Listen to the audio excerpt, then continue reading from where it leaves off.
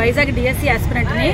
నేను ఇప్పుడు ఫ్రెండ్స్ అందరూ మాట్లాడారు ఏజ్ గురించి అన్నిటి గురించి, కానీ నేను ఒకే ఒక ప్రశ్న అడుగుతాను సార్. ఎస్సీ ఎస్టీ అట్రాసిటీ అంటే ఏంటి సార్? అంటే ఇప్పుడు ఎస్సీ ఎస్టీ వాళ్ళకి 90 రోజులు మీరు ఫ్రీ కోచింగ్ ఇస్తామని చెప్పి 45 రోజులకే పరిమితం చేశారు. ఇప్పుడు మభ్య పెట్టి ఎస్సీ వాళ్ళని ఎస్టీ వాళ్ళని మేము కోచింగ్ ఇస్తామని మభ్య పెట్టడం కూడా ఎస్సీ ఎస్టీ అట్రాసిటీ కాదా?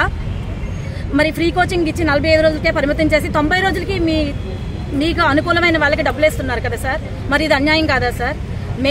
సీఎం చంద్రబాబు నాయుడు గారు అంటే ఒక బ్రాండ్ అండి. డిఎస్సి ఇస్తారు, ప్రతిసారి కూడా నోటిఫికేషన్లు ఇస్తారు, 2 నోటిఫికేషన్లు ఇస్తారు కనీసం అని అనుకున్నాం. ఇప్పుడు కూడా నోటిఫికేషన్ ఇచ్చారండి, రాగానే సంతకం పెట్టారు. తర్వాత అందరూ చెప్తున్నారండి నవంబర్ నెలలోనే మీకు ఇచ్చేసాం, సిలబస్ ఇచ్చేసామని. సిలబస్ ఇచ్చారండి, కానీ నోటిఫికేషన్ ఇచ్చారండి? ఎస్సీ వర్గీకరణ అని చెప్పి తీసుకెళ్లారు. మరి ఆ పరిస్థితి ఏంటి సార్? ఎస్సీ వర్గీకరణ అన్నారు, 7 ఏళ్ల నుంచి మేము ఎదురు చూస్తున్నాం సార్ డిఎస్సి కోసం. ఇప్పుడైనా ఇస్తారో ఎవరో? వర్గీకరణ అని నెట్టేశారు, మళ్ళీ తర్వాత ఇంకేం నెట్టేస్తారో, ఇంకేమి అవకతవకలు జరుగుతాయో అని మా బాధ మాకు ఉంటుంది కదా సార్. నాలాంటి వాళ్ళు చాలా మంది ఉన్నారు సార్. 1 రోజు 2 రోజుల్లో కూడా ఏజ్ లాస్ అయిపోయిన వాళ్ళు ఉన్నారు సార్. మీరు కనీసం 47 సంవత్సరాలకి ఏజ్ పెంచండి సార్. టెట్ అనేది నిర్వహించాలి కదా సార్. డిఎస్సి ముందు ఎప్పుడు కూడా సంవత్సరం అయింది సార్ నోటిఫికేషన్ ఇవ్వక. టెట్ అనేది నిర్వహించాలి కదా సార్, అది కూడా నిర్వహించట్లేదు.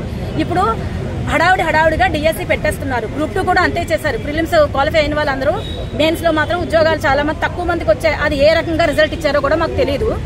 ఇంకొకటి సార్, అందరూ అంటున్నారు డిఎస్సి గురించి మీకేం తెలుసు, చదువుకోండి అంటున్నారు సార్. ఇంట్లో అందరినీ ఎవరు పోషిస్తారండి? 7 ఏళ్ల తర్వాత వచ్చే నోటిఫికేషన్ సార్ ఇది. ఏమన్నా అడితే రాజకీయం చేస్తారు, మీరు వైసీపీయా ఇలాగని రాజకీయం చేస్తారు. మేమేం రాజకీయ పార్టీలు కాదండి, మేము నిరుద్యోగ పార్టీ మాది. మేము నిరుద్యోగులం అండి. మా బాధ అర్థం చేసుకుని ఇప్పటికైనా ఏజ్ లిమిటేషన్ పెంచండి. ఇంకొక మాట సార్, పీఈటీలు ఉన్నారు సార్. పీఈటీలకి 2018లో పీఈటీ నోటిఫికేషన్ ఇచ్చారండి. 2024లో జగన్మోహన్ రెడ్డి గారు పీఈటీ అని తీసేసి ఎస్ఏ పీడీ అని పెట్టారు. అదేంటి సార్? ఇప్పుడు వాళ్ళే మీరు ఫాలో అవుతున్నారు. మీరు కొత్తగా ఏం చేస్తున్నారు సార్? అమ్మఒడి అన్నారు సార్, ఇప్పుడేమో తల్లికి వందనం అంటున్నారు. గవర్నమెంట్ స్కూల్స్ లో ఎలా పెరుగుతారు సార్ పిల్లల్ని? ప్రైవేట్ విద్యా వ్యవస్థలకి తల్లికి వందనం కూడా ఇస్తుంటే గవర్నమెంట్ స్కూల్స్ వాళ్ళకి ఇవ్వండి సార్. అవేమీ లేదు, ఎవరికైతే వాళ్ళకి ఇచ్చేస్తామంటున్నారు.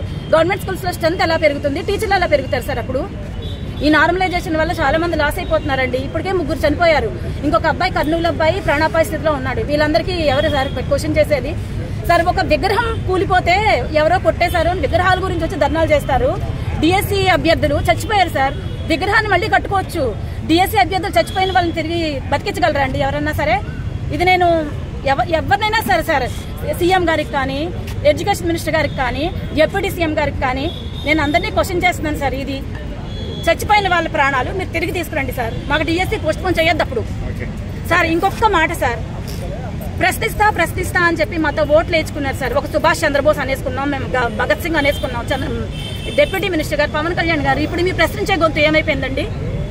అంటే పర్మిషన్ తీసుకోవాలా సార్ ప్రశ్నించాలంటే? మీరు ఎవరికన్నా మాకు అర్థం కావట్లేదు. మేమేమో డిఎస్సి సెల్ నెంబర్లు ఇచ్చారు, వాటికి ఫోన్ చేస్తే ఎవరు రెస్పాన్స్ లేదు. ఈవెన్ ఎవరైనా ఫోన్ ఎత్తితే వాళ్ళు ఇష్టం వచ్చినట్టుగా మాట్లాడుతున్నారు. మీ అప్లికేషన్ నెంబర్ అంతా అని భయపెడుతున్నారు సార్ అందరినీ. ఇప్పుడు కూడా రాలేకపోవడానికి కారణం ఏంటంటే ఎవరి సమస్యలు వాళ్ళకు ఉన్నాయి సార్.